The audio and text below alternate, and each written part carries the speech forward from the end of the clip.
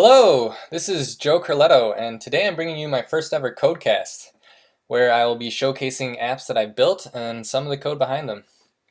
Today I'll be showing a recent project of mine called Trendwatch, which is now live at trendwatchnow.com. This was built for a local law firm client, and in essence, it's a custom blogging platform. I actually opted not to use WordPress for this project in favor of Ruby on Rails, despite the blog type functionality of it. Rails is a much more developer-friendly platform, I think, and in the end I believe it was a good choice due to the necessary customizations and additional features. Let me start by giving you a quick run-through of the app itself. On the home page, the user can view articles, or trend points as we call them, categorized by their industry. There's also a more standard blog index. These are sorted, of course, by date created, and I've implemented infinite scrolling as well with the will paginate gem. Additionally, users can filter by author and industry or search for a specific phrase. One important consideration on this page is access control. For instance, users should not see trend points that are unpublished or trashed.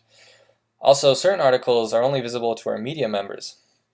For this kind of functionality, I particularly like Ryan Bates' Can gem.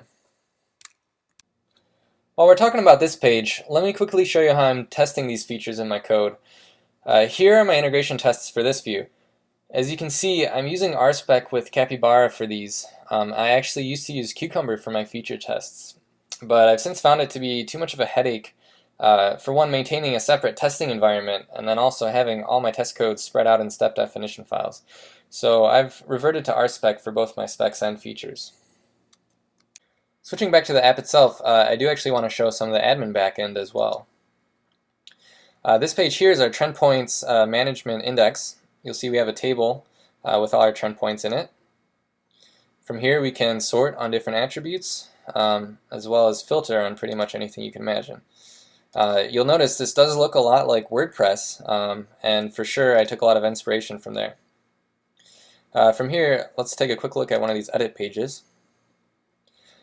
Again, very similar to WordPress. We have our rich text editor. This is using CK editor under the hood, as well as our other options on the right. Alright, let's dive back into the code. First we'll take a look at some of my models. Here we have our user class. You'll see I am using devise for authentication and such. Some pretty standard stuff. We've got our attribute accessible, our model relationships, validations. Let's zoom in on this small bit of meta programming here, just because I love anything meta, and I love how easy Ruby makes these kinds of abstractions for us. Nothing too magical in this case. We're just creating some scopes and some question mark methods related to user roles, but in any case it does clean up the code a bit.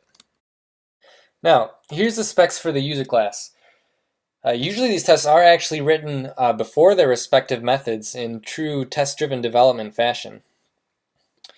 It really makes it just so much easier, especially when you get to methods and behaviors that are non-trivial.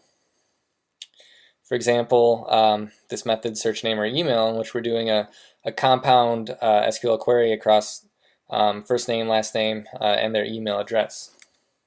Alright, so what I want to do next is go back to this admin trend points index page. I've already shown you this, but let's take a look now at how I piece it all together in the code. Starting with the view, here we have trend points index.haml. Another thing I really love about Rails is how easy it is to make helper methods for your views. Let's take a look at this one, table filter link. This one handles putting together these filter links here at the top of the page. Obviously, a really good opportunity for a helper.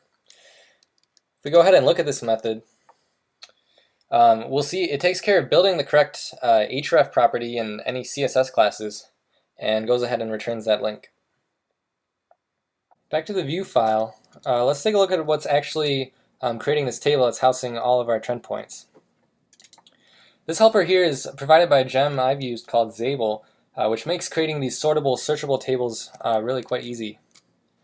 This is actually a gem my colleague created, and I've contributed to as well. I really encourage you to go check it out.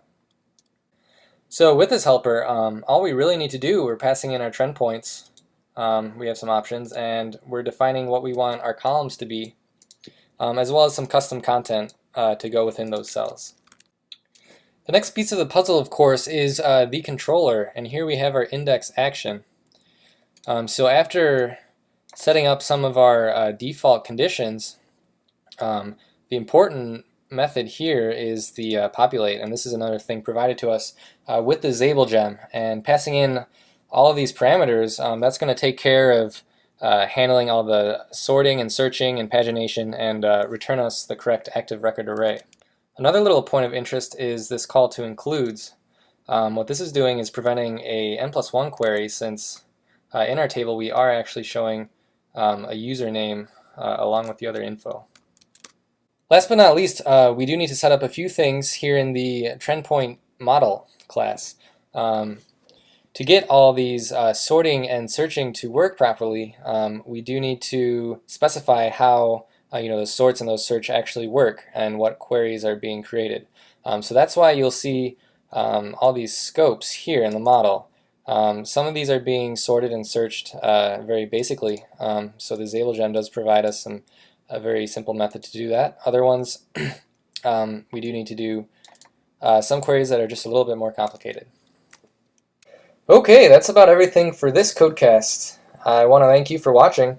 I do plan on doing another cast in the near future on a different app I've worked on, so keep an eye out for that. And peace.